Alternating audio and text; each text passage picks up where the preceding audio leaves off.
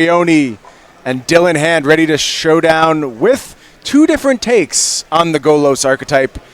Jeremy Bertarioni playing Golos Fires, combining two of the pressure points of the format.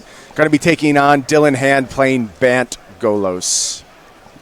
And this is just another iteration where we said we need to see the Golos decks play a couple of tournaments, many matches, in order to figure out what the better builds are of the deck. And I like exploring things like Fires of Invention and Golos because it's just such a powerful card. Yeah, incredibly impactful spells there. Over on Dylan's side, we were looking at 30 lands for Bant Golos. 30 beautiful lands. What a world we live in. Up to some tricks is Dylan Hand, Fae of Wishes in the main deck. That seems to become pretty prevalent at this stage. One Jace, Wielder of Mysteries in the sideboard to go get. Close the game out in that fashion. I like that technology a lot. Popularized by Brad Nelson. I think it's really good stuff. Too many Beanstalk Giants in this deck, though. I'm on an anti-Beanstalk Giant crusade all day today. You just don't like vegetables, I think is what it is. I'm a vegetarian, Craig. I love vegetables more than most people on the planet. I'm not picking that up with the story you're telling over there. This particular vegetable I have a problem with. Just beans. Yeah, just these beanstalks. I really dislike them. Tell us a little bit about Jeremy Bertarioni's deck. What are we doing over on his side? So when you play the Fires of Invention, like you just want to get it on the board, and then obviously restricted 2 cards a turn, but you often don't cast more than 2 cards a turn in the mid to late game with this deck anyway. Very true. One important note is that you can still pay mana for spells if you want to. Yep. So something like Hydroid Krasis, you still just cast it for the maximum amount possible, and you get to draw your cards and have a big creature. Yeah, interesting. Bertarioni has turned to 4 Fae of Wishes and a huge wish board in the sideboard. 13 one-ofs, 2 Agent of Treachery is the game plan for Bertarioni. Which are still wish targets, right? Right. Well, Agent of Treachery is not. You have to get non-creature. Oh, of course. All right. I've done that a few times when building my wish boards for Fae of Wishes, and I'm like, man, Agent of Treachery would be sweet here. And like, wait a second. Doesn't work that way. You can get a land, which is neat sometimes. I don't know. Does Bertarioni have any land in the sideboard? Don't think so. Nope. That's a neat little trick. I've done that a few times with my Fae of Wishes. Gotten a Karn's Bastion from my sideboard when playing the Planeswalker version. It is funny looking at this sideboard, and it's very similar to the red, white, blue Fires of Invention deck. Yep. Where you've got a bunch of off-color cards that you like. Once you have Fires, you're just casting them for free. Yeah. So both players just doing their thing, developing their mana right now. You see Teferi on Dylan's side. That horrible Beanstalk Giant off on an adventure right now. Oh, maybe it'll get played for free later. I think that's on Dylan's side, so that one's not coming out for free. Oh, that's fair. Maybe you can get me on board with Beanstalk Giant as a free like 2020. Maybe then I start getting excited about it. 10-10's not good enough for you. No. Not enough. Here's Circuitous Route from Bertarioni. Looks like we already have 5 lands on the battlefield. You know what that means? You know what happens when you cast her out with 5 lands already on the battlefield? Thriller Dance? It's time for zombies. Craig will be showing off his Thriller Dance between rounds. No, I just did it now. Sorry, if you missed it, that was the one time. Oh, good thing I recorded it. Nice. Make sure to get that one up. Both players casting Circuitous Route. Dylan doing so with the benefit of Teferi's Plus. So I was thinking about it, and we need entrance music. Who would you like entrance music for? Us? Yeah, the 2 of us. Okay. Start of the round, get a little hype going. Okay. What would your entrance music be? Well, we'd have to agree upon it, which might be a... Oh, we're not doing split Oh, you themes. want us to walk in one at a time? I kind of want my own theme, yeah. Yeah, I'm kind of into that. Come down the aisle with your manager like a wrestling thing? Yeah, I could use a manager. That would be dope. All right. My entrance music would be Lullaby by The Cure. What do you think of that entrance music choice? It's not as hype as you would expect. Yeah, I was going to say. It's kind of like creepy and ominous, just like this Beanstalk Giant, which will ominously enter the battlefield as a 7/7. boy, do I hate this Magic card. Yes, you do. You're just like really just going after this poor guy. No, look, it gets better in Dylan's deck because Dylan is playing a Kenrith the Return King, as is Jeremy. Both these players with access to that card. Jeremy has 2 copies of Kenrith, actually. 2's a lot. But here you see the problem with this Beanstalk Giant. Like, okay, now we have 6 power worth of zombies over on Jeremy's side.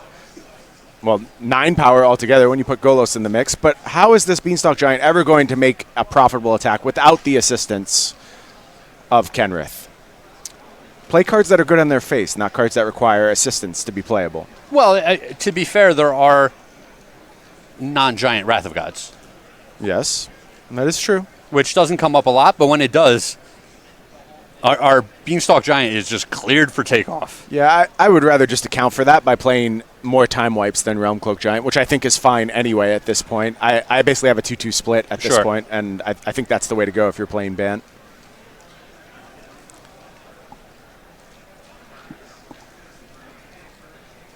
Plenty of zombies in the mix.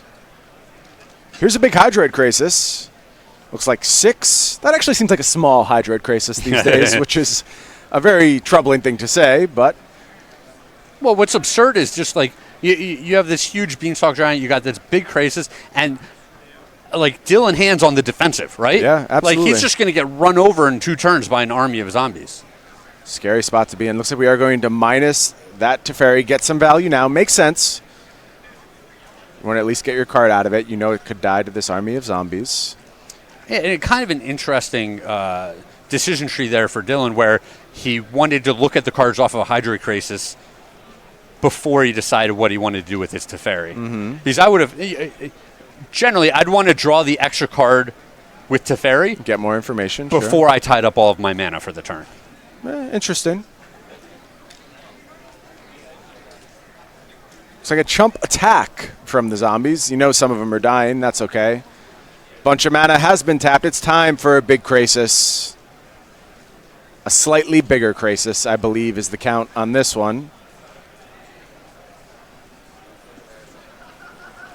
Yeah, I see 2 dice. That means 7 will be the number for this Krasis. Anything you can do, I can do better, says Jeremy. Gonna play a land, get a couple more zombies. Passes the turn back to Dylan.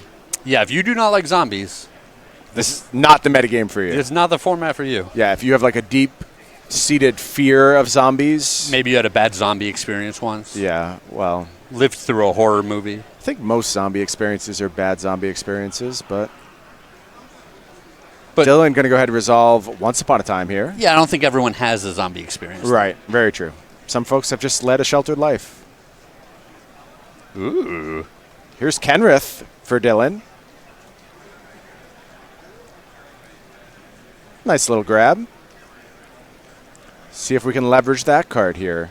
It's pretty spicy. He's got another giant off on Adventure. So I was streaming earlier this week with Bant Golos. And when I tell you that no fewer than 100 people came into my stream and asked me what I thought about Kenrith, I'm not exaggerating. I literally had my mod set a command, ! Kenrith, so it would just share my opinion with Kenrith about Kenrith at the touch of a button. Sure. I couldn't answer the question anymore. You didn't want to just keep repeating yourself over and over? I was exhausted. I'm like, I can't talk about this card anymore. So all right, so hit us once right now for the weekend. Medium, not better than the other cards presently in the deck, was my take. Okay, so does that mean you're fine with one of it? I can see it replacing one of the Hydroid Krasis slots. Okay. But I'm inclined to just play Hydroid Krasis. I think it's just better. But again, if you're playing Beanstalk Giant, you're almost priced into it. So I will just see that my list is different at this point. I think about this deck differently than most of these players do, and maybe I will be proven to be old and outdated and crotchety and unwilling to change. We will see. Out of the tournament, back into the booth with right. you. Yeah. Right. That's enough gameplay from you. Yeah, I mean, I can definitely see the draw of Kenrith. All the abilities on it are very powerful. They are. They're expensive, though. And, like, it doesn't... like drawing cards from Kenrith is nowhere near drawing cards from Hydroid Krasis. And the thing is, when you top deck a Hydroid Krasis, you are immediately accelerated into your next play. Sure. With Kenrith, I think that process takes a little bit longer. And for me, this deck is a lot about inertia, and you just always want to keep your inertia trains rolling. I think things like Kenrith can be a stop to that. I think casting a Beanstalk Giant for 7 is a stop to that. I want to maximize my inertia in all spots. And look, it could just be different schools of deck building and thought at this point. And if you are maximizing the cards in your deck, you can make what I perceive as weaker cards the correct card to be playing. I don't want to make it sound like I'm right, everyone else is wrong. This is just my opinion. Here's a post-combat Deafening Clarion. That's going to go ahead and clean up that Kenrith. So Bertarioni definitely seeing it as a threat. It's going to clean up everything but the Giant, I think. Think you're right.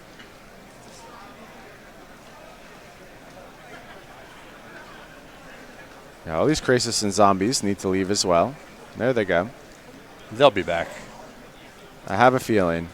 Now it's time for our first Fae of Wishes of the day. There you see Fae of Wishes, one of our new adventure cards. Granted, you may choose a non-creature card you own from outside the game, reveal it, put it into your hand. And that is exactly what Bertarioni is doing presently. Going to look for a fresh card from the sideboard. It looks like he just got Unmoored Ego. He got Unmoored Ego. He absolutely did, and that means that's going to be it for Dylan's Fields of the Dead, I'm assuming. We'll make sure that's the name. Correct. Yep. It is, in fact, Field of the Dead. And it's interesting that we're kind of seeing the opposite side of Kenrith here, where Jeremy seemed to be just way far ahead on the board, but the Kenrith combined with the Beanstalk Giants was threatening enough where Jeremy actually cashed in a Golos and his whole board in order to make sure he got the Kenrith off the table. Sure. Yeah, Kenrith coming down, presenting an immediate threat. Bertarioni had to answer. Some results from our other games. Joe Lossett up a game against Urza Outcome. And Zan Syed up a game against Rudy Briska's Teamer Delver. Zan playing Nyalome this week. Saw that deck show up in large numbers when you and I were up in Syracuse. Felt like kind of the breakout deck from the tournament. Made the top 8 in the hands of Kane Reinhard. Yeah, a lot of innovation happening in Legacy right now. Oh, absolutely. Here's another Beanstalk Giant. Going immediately on an adventure. May not be on that adventure for very long, though. A lot of mana available for Dylan Hand. And Bertarioni, interestingly enough, doesn't have those main deck Wraths. Does have a sideboard Time Wipe, Yep. which is accessible via Fae of Wishes. Don't know if there's another Fae of Wishes in hand for Bertarioni. There is that one on an adventure. There'd be a lot of mana invested. Not sure if we have enough to make that play. Let's see. I will tell you, though, these two Beanstalk Giants, now that Kenrith is no longer an issue, they could be chumped in perpetuity. Yeah, they're going to get jammed up. But same thing. A giant Wrath of God here is lethal at this point. Right. And Bertarioni does have a second Fae of Wishes, able to go back to the sideboard, has Planar Cleansing as well. There is the Time Wipe, you see, pulled a little bit aside. That is going to be the get and the play. Time Wipe dealing with both those Beanstalk Giants. Feels like Jeremy's starting to turn the corner now. Passes the turn, no land drop. So that's one way those Giants could have gotten through. Sure. Yeah, definitely. You still have to like Jeremy's position, though. It feels like Dylan's only going to be able to do one thing a turn. Right. And without bonus zombies coming along while he does one thing a turn, it just feels like he's fighting from behind. Yeah, Dylan getting lower on ways to win the game, but this is a really, really good one. A particularly large Krasis, 10-10. That's not going to be chump blocked. And Bertarioni, again, needing to find an answer to this Krasis. If Bertarioni could just go off, just get a turn to do his thing, he would assemble a zombie legion so large that he would be able to pull away, but he's missed a bunch of land drops in a row. His hand's a little gummed up right now. Yeah, and his opponent just hasn't given him that breathing room. Absolutely. Just every turn he's saying, you got to answer this giant, you got to answer that giant, you got to answer this Hydroid Krasis, you got to get Kenrith off the board. I see Circuitous Route in Bertarioni's hand. That would make a bunch of zombies. 4 to be precise. Has a Krasis in hand. For today's 3 p.m. Legacy Challenge. If you would like to play in today's 3 p.m. Legacy Yeah, he's in this weird spot where he can afford to take one shot from the opposing Krasis, so I think this is his turn. I think so. Where you set up doing whatever it is you want to do. Bertarioni agrees. Going to go ahead and cast a Krasis. X is 8, I believe.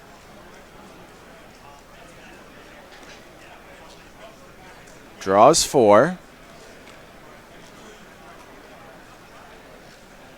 And does find a land. It's a temple as well. He's going to get a scry. 2 zombies. And if he has another Deafening Clarion, he can actually pick up another turn by giving all of his creatures lifelink and attacking with everyone next turn. Very true. So that's the breathing room that we were talking about, right? Like, this is the turn, got a big body on the board, got a couple of zombies. Next turn, he might be able to have a very similar turn. Right. Does have Clarion in hand. Didn't see what the discard was there. Yeah, that's an interesting angle for this deck to get access to, is the lifelink from Clarion. Not one you see in the default list, but you put some big bodies on the board. Can definitely win a lot of racing situations that way. Ooh. Looks like Dylan's going back to the well here. It was a good play last time. Thinks it'll be a good play once more. Yeah, this is getting out of control. Another 10-10 Krasis. Man, how absurd. Looks like that one's just going to come through. Arboreal Grazer from hand. Followed by Thornwood Falls. Just going to gain a little bit of life. A bunch of discards coming. Yep.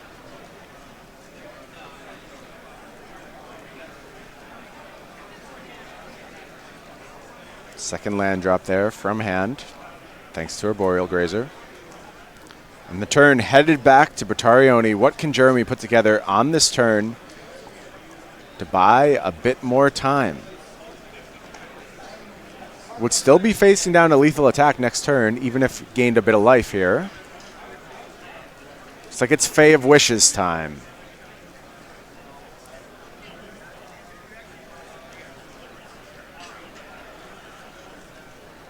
And we're going to discard 2 cards, return Fae of Wishes to hand. Are we going to get crazy here? What's the grab here from the sideboard? That's the question. There's a Chance for Glory in the sideboard. There's a Legion's End, too. Ooh, Legion's End is good here. Legion's End is spectacular here. Yeah, that's the grab. 2 mana open. Here's Legion's End on the Hydroid Krasis. That is huge. Yeah.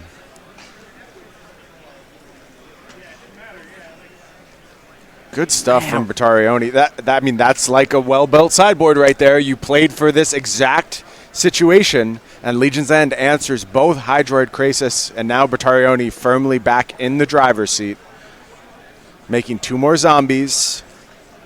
And part of this, to me, it shows how good the Fae of Wishes is. Sure. Where in this late game where you just have all these extra cards in your hand from drawing off of Krasis nonstop, it's great to just be able to discard them and tutor. Yeah, absolutely.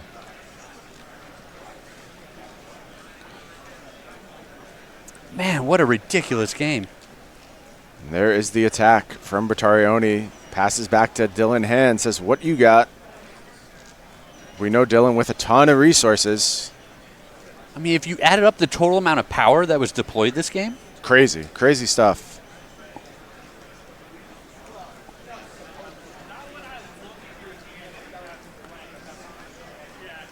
Yeah, I wonder if Dylan had been more patient with Kenrith. If he possibly could have,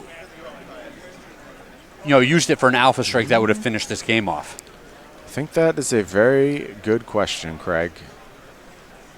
That's not the world we live in, and Dylan trying to figure out a way out of this position. It's like a Realm Cloak Giant is step one. Cast for the adventure side. That's going to go ahead and rat the board. It's so ridiculous that these games just don't end. Like, normally you watch a game play out like this, and the first Hydroid Crisis comes down, and that player just has way too much of an advantage. Right. Now it's not enough. Yeah, well, now they just both do it over and over. Yep. Crazy stuff.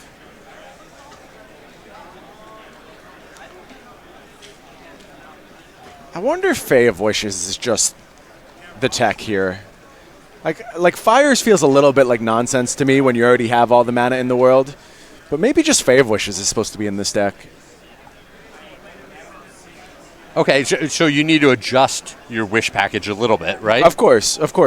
But like you saw how powerful just being able to get Legion's End. You saw how powerful Unmoored Eagle. Yep. All these cards easily castable. Yep. You could go get Assassin's Trophy reliably. Casualties of War, you're pushing things, but you can do it. You can do it if you really want to. Your deck has double black. You're casting tons of Circuitous Routes. If you're playing Beanstalk Giants, you can play a basic Swamp if you think that's needed. Now, Dylan here has deployed Golos. He had the opportunity to get a big giant on the board, and he chose not to do it, which makes me think he's transitioning from attacking you to win to potentially use my Fae of Wishes to tutor up, 4-drop Jace. Yep. And deck myself and win that way. Yeah, Jace, Wielder of Mysteries. Thank you. Yeah, and it's interesting to note, for all the wishing that goes on Bertarioni's side, does not have a copy of Jace, Wielder of Mysteries. That's interesting.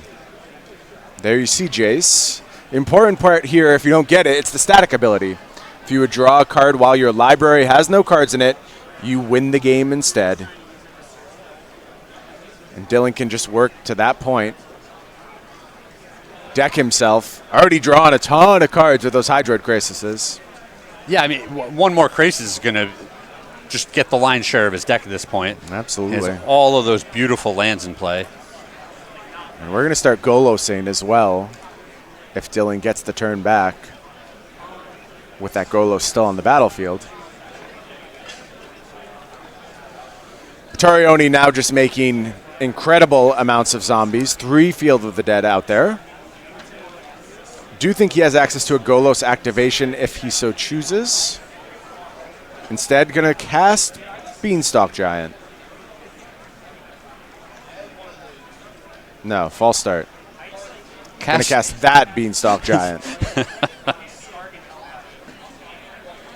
Do have a result in our modern match. Joe Lossett, playing Mono Green Tron, took down Urza Outcome. 2-0. Joe Lossett been carefully working on his Mono Green Tron list over the past few months. Has played that deck for a long time. Some significant changes, though. Playing main deck Thragtusk now. Yep. Is Joe Lossett. Does not care about Once Upon a Time. No copies. Okay. In his Tron deck. I agree with Joe. I don't think it's very good in Tron.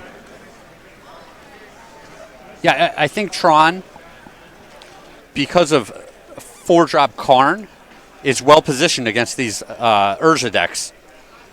And then you can tweak your main deck in order to have a decent matchup against the burn decks as well.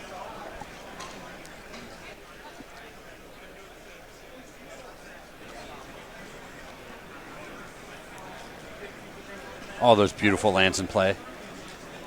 And what those lands are going to allow Dylan to do, get to casting a lot of stuff. 2 Circuitous Routes, a Fae of Wishes. Dylan now with access to all the mana in the world. And now I think I just like Dylan's position all of a sudden, just on the back of this Fae of Wishes. Think he might be able to find a way to hold on, potentially deck himself. I can't believe this is what we're playing towards in Standard. Like, this is such a crazy, crazy method of determining who wins is Fae of Wishes. Yeah, it's pretty wild. To go get my Jace, so I deck myself. Gonna get Time Wipe first. No reason to get the Jace now, Yep. of course. There'll be plenty of rebuys on that Fae of Wishes when Dylan is ready for it. Just needs to hold the ground for a little bit longer.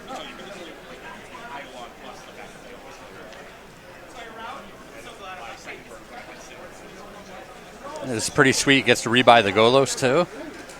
Seems good to me.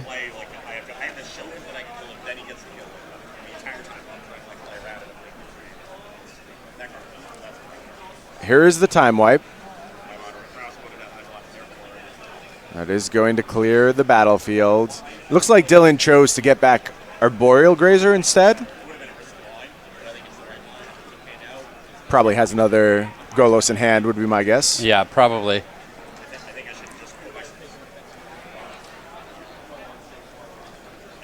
Now Dylan looking at his options on this turn. Yeah, I think he's wondering if he wants to save that Arboreal Grazer potentially to pitch to the Fae of Wishes. Mm-hmm. Dylan is going to go ahead and cast Fae of Wishes, looks like. And is going to return it to hand as well. And I like doing that here while the opponent is tapped out so that you don't expose your Fae of Wishes, which is now your win condition, to any sort of removal. Right. Yeah, Dylan not blessed with the luxury of an open deck list here. Doesn't know exactly what Jeremy could be playing. Well, he knows that Jeremy has his own Fae of Wishes, too. Sure. Which could get anything. Anything. It could be a boat. Nobody knows. Here's Fabled Passage. That's going to make 3 zombies.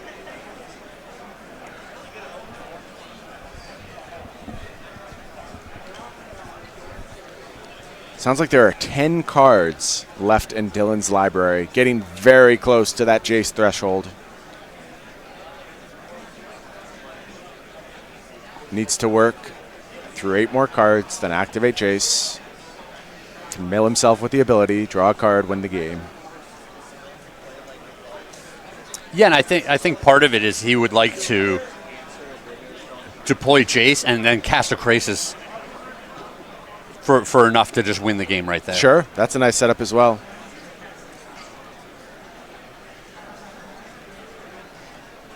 So what is Jeremy's plan on this turn? To have a way to insulate himself from the Jace plan.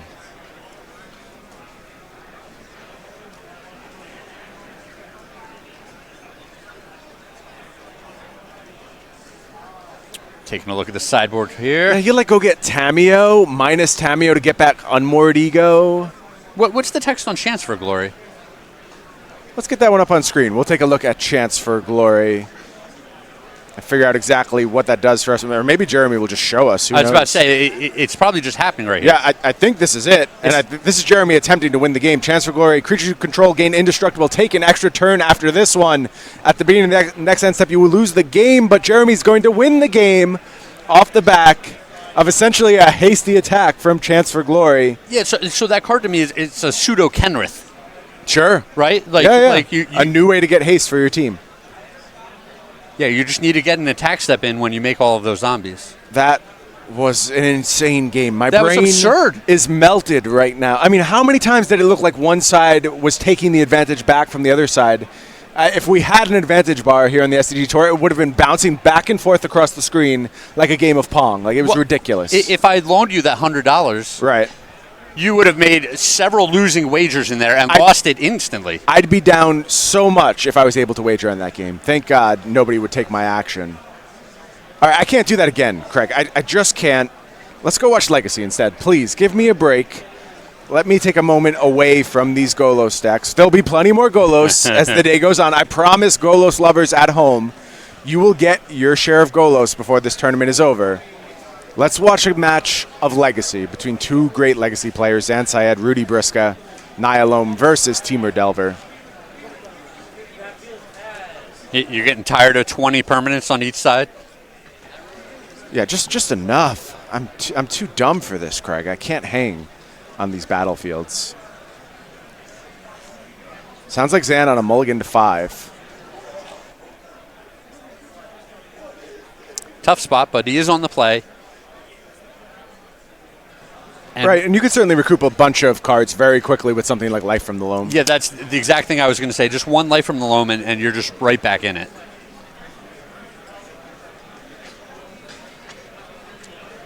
Pretty stock-looking list from Briksza here. One Oko in the main deck for Rudy. There it is. That is our legacy Oko. Let's see if it can make it onto the battlefield.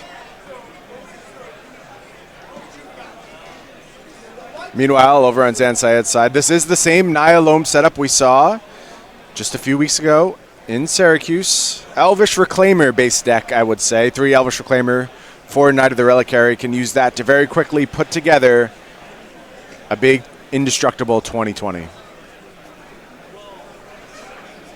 Also has access to all those good stuff, Wasteland locks. 4 copies of Ren and 6. An Oko. Yeah, I mean, it's got applications. Think about it against something like Reanimator, where you just invalidate their huge reanimation target. Yep. There's other weirdo stuff you can pick off. The one thing I've learned, the more I play with Oko, the more I realize it does. It's just it's so versatile. It's capable of getting you out of so many situations. It's capable of being pressure in and of itself. Yep. One, it never leaves the battlefield. It just starts with so much loyalty. Right. Especially in a format like Legacy, where the focus isn't the battlefield. It's not all about just loading up a bunch of permanents. Well, it'll take a lot of the little guys, right? Yeah, absolutely.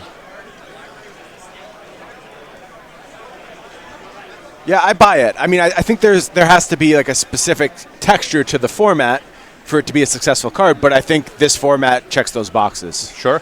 I'm with you. So we saw Zan go get an Elvish Reclaimer via Green Sun Zenith.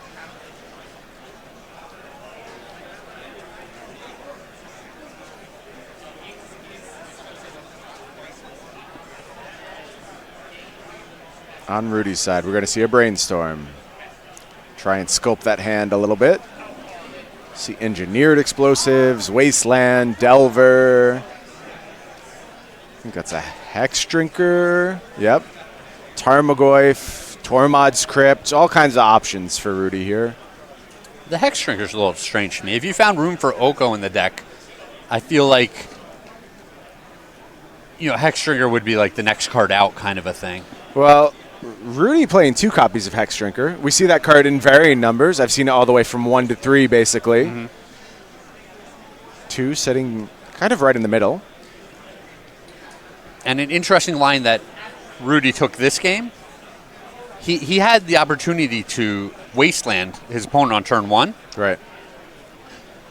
And he chose not to do it. Mm-hmm. And against an opponent that's on the play that's already mulled the 5, I feel like a high percentage of the time they're not going to have very many other lands in their hand, and this is just a high EV play. I'm inclined to agree with you.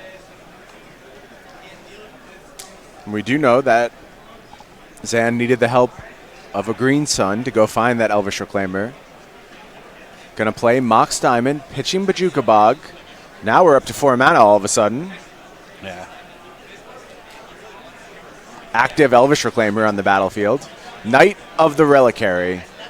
Pass the turn back to Rudy. Zan is going to get a lot of redundant combo pieces now, should he choose. It's a good way to respond to that. It's Wasteland from Rudy. Delver did not flip. Yeah, and this is a strange spot for Rudy with those Wastelands.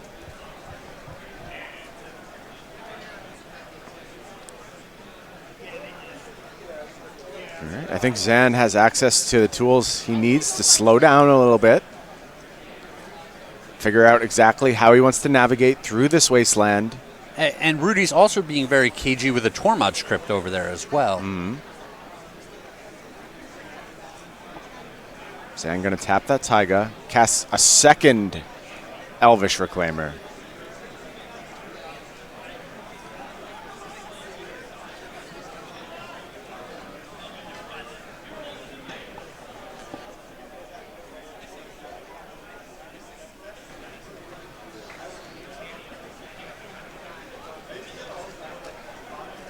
Oh, man. A lot of lands over on Rudy's side. It's so funny how quickly he went from potentially being able to control the game with his own wastelands to being on the receiving end of the wastelands. Mm-hmm.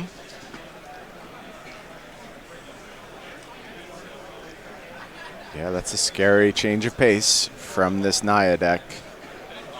Here's a second Delver. Here's Tormod's Crypt. Yeah, that crypt's just gotten better and better as this game's going along. Oh, absolutely. Second Wasteland in hand for Rudy, but nothing but lands in hand, meaning any gas going to come off the top. That's scary against all those active abilities over on Zan's side of the battlefield. Not going to play second Wasteland, just deploys a fetch land. Yeah, with that crypt on the board, Rudy can very effectively hide behind his Tarmogoyf. It's going to be super hard for Zan to get into the red zone. Mm-hmm.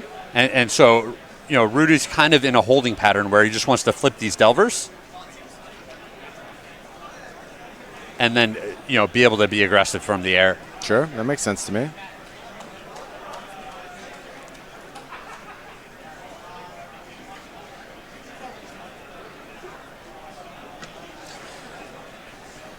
Basic land for Zan. Going to go get Snow-Covered Plains, one of Craig's favorite lands.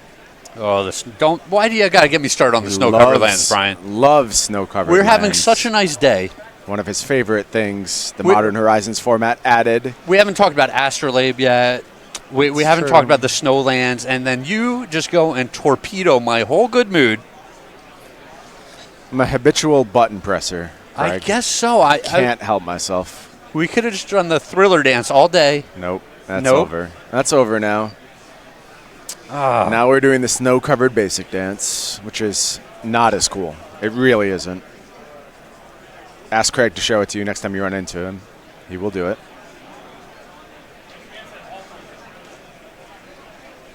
Man.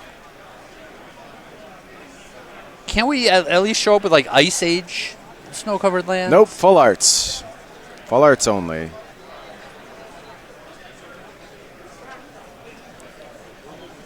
Craig, who is the edge in this game right now? Well, like I said, it's this pretty interesting spot where neither player can get aggressive right now. Zan can rebuild quite quickly after the crypt is popped. Sure. Like he'll be able to just get lands in his graveyard very fast again, making his creatures large. Right. So Rudy is just sitting there waiting to pop the crypt. You know, he's saying, force me to do this, otherwise I'm just going to sit behind it for now.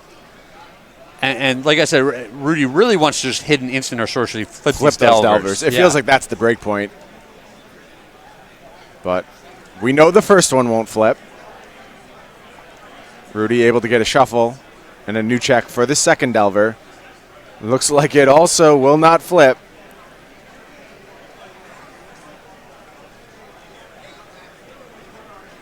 And now in upkeep, Zan is thinking about some effects. Couple more wastelands, maybe? No, just going to head the turn back. Spicy little draw from Rudy. I mean, for not flipping, that's one of the best ones. Yeah, I think that's as good as it gets for a non-flip Delver.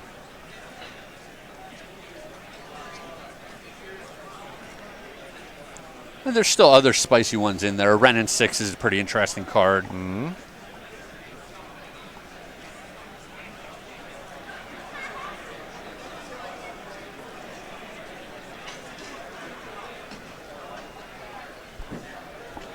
Looks like Rudy debating an attack with the Tarmogoyf here. Yeah, I'm not in love with the Tarmogoyf attack. It forces him to use the crypt. Right. But you don't even care about that because you can just rebuild your Reclaimer activation off the double Reclaimer. That's what I mean. Yeah. you want Zan to force you to use the crypt in some way first. Right. Because it means he's expended a bunch of resources to make you do that. Yep. That makes sense to me.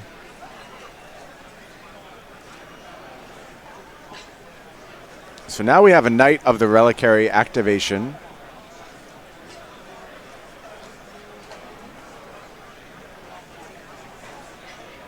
Reliquary. People didn't like the way I pronounced that card last week. In fairness, they were right. But if you're coming here for good pronunciation, you're in the wrong place, let me tell you. Gosh darn people. All right.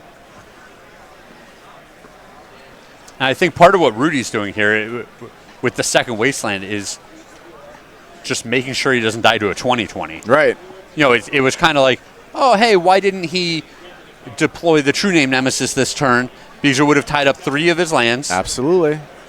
And exposed him to potentially dying to a 20/20. Yeah, just playing it slow and safe. Now Zan has picked up a pair of Wastelands on his side. Boy, this is some good old-fashioned Legacy, isn't it? I love these waiting games where it's kind of like, all right, who's going to make the other person do something first? Mm-hmm.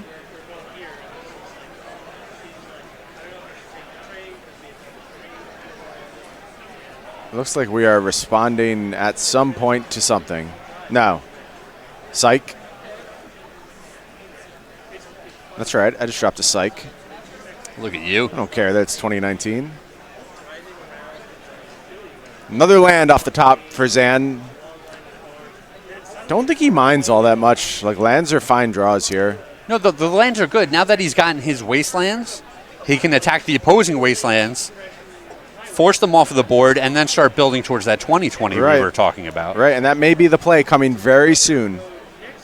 And in the meantime, Rudy hasn't been able to flip those Delvers, so he's not pressuring the opponent. Yeah, disastrous top of the deck from Rudy. It does look like it's time for Wasteland your Wasteland now. Wasteland your Wasteland again. Makes sense to me.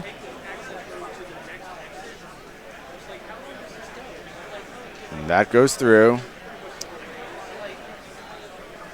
So I think with the first one, Rudy's supposed to just go after the Windswept Heath. Yeah, could do that. I don't think it I don't think it matters, but it's optimal.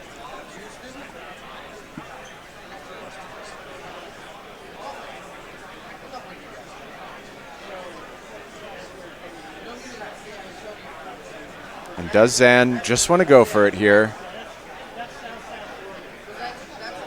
Set up Thespian's stage. Now, Brian, we said we wanted to jump over to Legacy. Right. Because we wanted to see things happen. Right. And we didn't want a board that was all gummed up with 100 permanents. Right.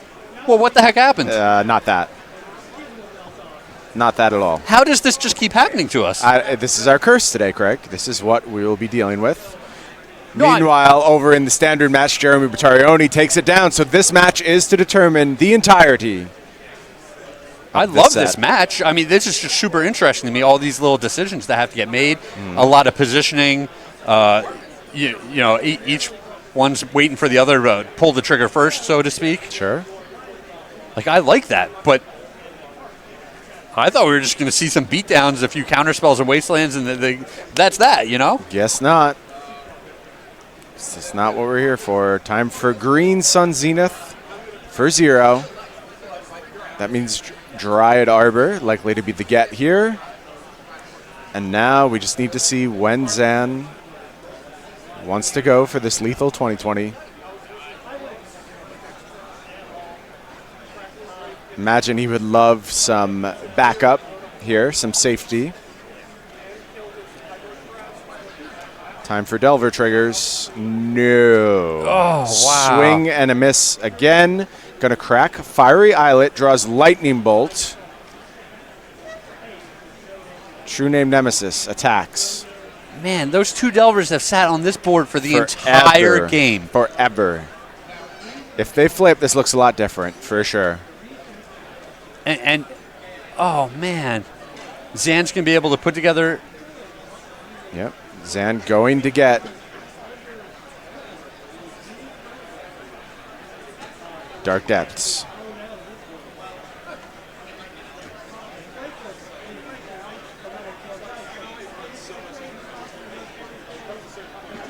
Headed back to Zan's turn. Slow and steady, says Zan.